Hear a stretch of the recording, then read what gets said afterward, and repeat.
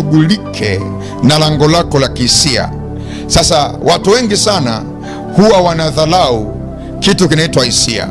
Nimewakuta watu ambao wanasema ya kwamba usiabudu kwa hisia, usimwabudu Mungu kwa hisia, usimsifu Mungu kwa hisia. Wengine wanasema ya kwamba usitumie akili au usitumie hisia mahali pa kutumia akili. Watu wengi sana hisia wanazungumzia kwa namna hivi ya hovyo hovyo hivi, namna isiyotakiwa hivi. Lakini angalia, kwenye madhabahu za giza kuna watu walioamriwa waje washughulike na lango lako la kihisia. Ni wewe ndiye ambaye unadhalau hisia zako, lakini madhabahu za giza zinajua ukiwa na emotional intelligence wewe sio mtu wa kawaida.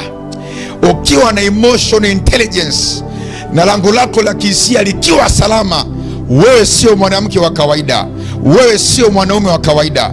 Na ndio maana madhabahu za giza wanapigana vita majira yote, wakuinulie makundi ya watu, wakusogeze aina fulani za watu waje kushughulika na lango lako la kihisia, waje kushughulika na emotional intelligence kwenye maisha yako. And still, kama kuna makundi ya watu, kuna majeshi ya watu yaliyoandaliwa yaje kushughulika na lango lako la kihisia, and still bado unachukulia hisia kawaida, unachukulia mambo ya kihisia kama vitu ambavyo sio vya msingi, ambavyo havihusiki kwa wewe kumfanyia Mungu ibada. Kama hisia hazihusiki wewe kumfanyia Mungu ibada, kwa nini madhabahu za giza ziinue watu wakuja kushughulika na lango lako la kihisia? Ninawasikiaga waimbaji na wengine mko hapa, mshindwe, mkome na mlegee kabisa kusimama kwenye madhabahu, alafu mnawaambia watu msimwabudu Mungu kwa hisia, mwabudu Mungu tu kwa roho na kwa A, B, C na D. Sikiliza, mtu hawezi kumfanyia Mungu ibada iliyokuwa kamili kama hana emotional intelligence, kama lango lake la kihisia aliko vizuri. Na Mungu ndiye aliyeumba lango la kihisia, wala sio shetani. Na Mungu hajawahi kuumba kitu ambacho ni useless. Chochote ambacho kimeumbwa na Bwana kikae kwenye maisha ya mtu ili kimsaidie mtu kumfanyia Mungu ibada iliyo kamili, kumfanyia Mungu ibada iliyo kamili. Vile jinsi unavyowaza leo ni matokeo na vile ambavyo hisia zako zimekaa. Ukitafakari vibaya, maana yake hisia zako zimeshambuliwa. You don't have emotional intelligence, umekosa emotional intelligence. Ukiwaza vizuri, maana yake you do have emotional intelligence. Hauwezi kuwa na fikra iliyo nzuri kama hauna emotional intelligence. Matokeo ya ushujaa kwenye moyo wako, matokeo ya ushujaa kwenye fikra zako inategemeana sana na emotional intelligence uliyokuwa nayo. Kama hauna emotional intelligence, moyo wako hauwezi kuwa salama. Vile vile fikra zako pia haziwezi kuwa salama, kwa sababu fikra, moyo, hisia, haya yote ni matunda ya nafsi. Mungu wakati anamuumba mwanadamu alimuumbia vitu vitatu. Alimuumbia mwili, akamuumbia nafsi, akamuumbia roho. Na nafsi ni intangible asset, ni kitu ambacho hakionekani kwa macho ya damu na nyama, lakini kwenye nafsi kuna hisia, kuna fikra, kuna moyo na vitu vinavyofanana na hivyo. Na hivi vitu vyote vitatu vinategemeana sana ili viweze kufanya kazi kwa ajili ya kumpendeza Mungu aliye hai, kwa ajili ya kuweza kuzaa matunda kwenye ufalme wa Mungu, iwe duniani kama mbinguni. Na ndio maana ni muhimu sana kuzingatia mahusiano ya hisia na fikra, mahusiano ya hisia na moyo uliokuwa nao. Matokeo ya mabaya unayoyaona kwenye maisha ya mtu yanaanza pale ambapo mtu pia amekosa emotional intelligence. Na kizazi cha leo ni kizazi cha watu ambao mafanikio yao yamefichwa kwenye emotional intelligence, yamefichwa kwenye emotional intelligence. Ile siku ambayo utaanza kuwa na emotional intelligence, utakuwa na uwezo wa kuzuia na kucontrol na kusimamia hisia zako. Una uwezo wa kufunga zipu zako vizuri. Haufungui mwanaume zipu yako ovyo.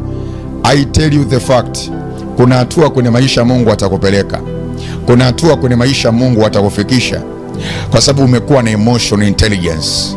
Ile siku ambayo mwanamke utaanza kutunza maungu yako ya kisiri na kuyaheshimu, maana utakuwa umetunza lango lako la kihisia. I tell you the fact, emotional intelligence itakuzalia matunda ya baraka kwenye maisha yako, itakuzalia neema na utukufu wa Bwana kwenye maisha yako. It is just the issue of emotional intelligence. Utakuwa na uwezo wa kucontrol hasira, kucontrol vile jinsi ambavyo una react matatizo yakitokea, mabaya yakitokea. Asilimia kubwa ya watu wengi sana ni watu waliokuwa kwenye hili kundi, walioathiriwa na hili kundi la manipulators, kwa sababu wameshambuliwa kwenye eneo la emotional intelligence, wameshambuliwa kwenye eneo la emotional intelligence. Hata waliokuambia ya kwamba usitumie hisia, tumia akili, walikuwa hawajui nini maana ya hisia. And in reality, ukiwa haujui kitu unaweza ukakichukulia kikawaida. Yani mfano, kwa sababu haujui ya kwamba mbwa akiwa anabweka, sio kwamba anabweka, ni kwamba uwaga anazungumza, na ile ni lugha ambayo mbwa mwenzie akimsikiliza anamuelewa. Mbwa mwenzie akimsikia mbwa mwenzake akiwa anabweka, hasemi ya kwamba anabweka, kuna maneno yule mbwa anazungumza, mbwa mwenzie anayaelewa, mbwa mwenzie anayafahamu. Lakini wewe kwa sababu hujajua ambacho mbwa anakizungumza, unasema ya kwamba the dog is barking, mbwa anabweka, kwa sababu hujajua ambacho yule mbwa anazungumza. Lakini mbwa mwenzie anajua, kwa sababu vitu ambavyo vipo kwenye same species, viumbe ambavyo viko kwenye same species vinaelewana. Akibweka huyu kwao hajabweka, ni lugha wanazungumza. Atabweka, wewe unazania kwamba wanabwekeana. Hapana, wanazungumza, wanasikilizana na wanaelewana vizuri kabisa. Lakini wewe kwa sababu hujui, unasema kwamba wanabwekeana, wanafanyiana hivi na hivi na vile, they do this and this and that kwenye maisha ya kwao. Bwana Yesu asifiwe sana. Yani kama mbwa siku moja wakija kujua sisi wanadamu uwaga tunasema wanabweka, wakati wao wanajua wanazungumza, vita ya tatu ya dunia haitokawia, itaanza mapema sana, kwa sababu wao wanajua wanafanya jambo la maana, wanafanya jambo la msingi, alafu wewe unasema wanabweka, wakati wao wanaelewana. It is because you don't understand the language of dogs. Haujui lugha ya mbwa, na ndio maana unasema wanabweka. Ungekuwa unajua lugha ya mbwa, au nikikuombea kwa Mungu aliye hai akubadilishe usiwe binadamu uwe mbwa, na kuambia kabisa utaelewa ya kwamba uwaga hawabweki, uwaga wanazungumza vitu vinavyoeleweka kabisa. Lakini kwa sababu haujajua, unaona wanabweka, wanakupigia kelele, lakini kuna vitu vya maana wanaongea, kuna vitu vya msingi wanaongea, na wao wanaelewana.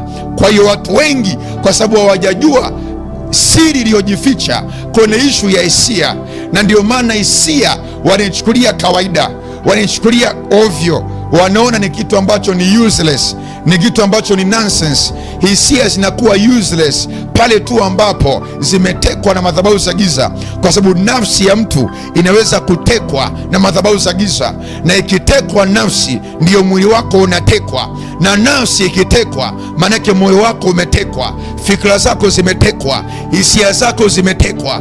Kwa hiyo hisia zinaweza kuwa mbaya pale tu ambako zimeshambuliwa, zimekosa intelligence, pale tu ambapo zimekosa afya, zimeingia kwenye madhabahu za giza, ama zinasimamiwa na ulimwengu wa roho wa giza, au zimetengenezewa majeraha, mateso ya aina fulani.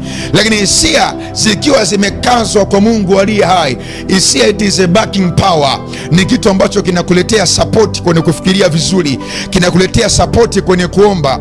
Na ndio maana kuna mtu ili aweze kuomba, huaga anafungulia nyimbo fulani, anaanza kusikiliza nyimbo ya kuabudu, mtu anaimba pale, anasema tu haya o haya o haya o haya o adulam. Akisikiliza ile nyimbo, kuna kitu kinaamka ndani yake, hisia zinaamka ndani yake, kwa sababu hisia ni lango la nafsi, ni lango la kiroho. Hisia it is a vessel, it is a transportation vehicle. Feelings, emotion, it is a transportation vehicle. Inakutoa mwilini, inakupitisha kwenye nafsi, inakuingiza kwenye ulimwengu wa kiroho, kwa sababu nafsi ni kiunganishi cha mwili pamoja na roho. Ili baraka za rohoni ziweze kuingia kwenye mwili, zinahitaji nafsi, na kwenye nafsi kuna hisia, kwenye nafsi kuna moyo, kwenye nafsi kuna fikra. Kwa hiyo hisia it is a transportation vehicle, it is a transportation vessel. Inakufanyia transportation kutoka mwilini unaingia ku access baraka za rohoni. Na Mungu, Biblia inasema kwamba mpenzi, naomba ubarikiwe kama vile roho yako ibarikiwavyo. Uwe na afya njema kama vile roho yako ilivyo na afya njema. Sehemu nyingine anasema ya kwamba umebarikiwa kwa baraka zote za rohoni. Do you know that roho yako ina mafanikio yako, roho yako ina baraka zako, na shetani hana nguvu ya kushughulika na roho yako. Shetani ana uwezo wa kushughulika na nafsi yako, kushughulika na nafsi ya kwako, kushughulika na mwili wa kwako, lakini sio kushughulika na roho ya kwako. Ana kabisa. Na ndio maana Mungu anamwambia Shetani, umemwona mtumishi wangu Ayubu? Sasa ndio nimemwona. Akasema ni mtumishi mwaminifu sana. Shetani akasema hivi, ni kwa sababu wewe Mungu Baba umeweka mkono wako juu yake, na ndio maana amekuwa mwaminifu. Ondoa mkono wako uone kama hata kutenda dhambi huyu kijana wako. Mungu akasema okay, na uondoa mkono wangu, kaguse vyote vilivyo vyake, lakini roho yake haikuhusu. Roho yake niachie. You don't have authority kwenye roho aliyokuwa nayo. You don't have authority.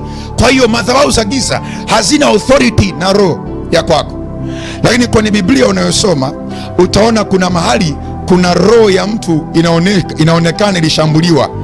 Be aware ya kwamba nafsi pia ni roho, kwa sababu haionekani kwa macho ya damu na nyama. Kwa hiyo be aware, unaposoma Biblia ukiona mahali pamesema roho, ujue ya kwamba hii ni roho ama hii ni nafsi. Wewe unaelewa, wewe ufahamu. Roho haishambuliwi. Roho shetani hawezi kuigusa, ila nafsi shetani anaweza kuigusa.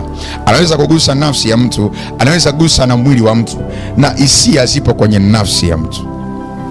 Haleluya, haleluya, haleluya. Kuna watu wananielewa kidogo hapo. Nisaidie kusema tu mwalimu na kuelewa. Nisaidie kusema mwalimu na kuelewa. Nimekupatia darasa kidogo kwenye eneo la kihisia. Tutajifunza siku nyingine kwa upana.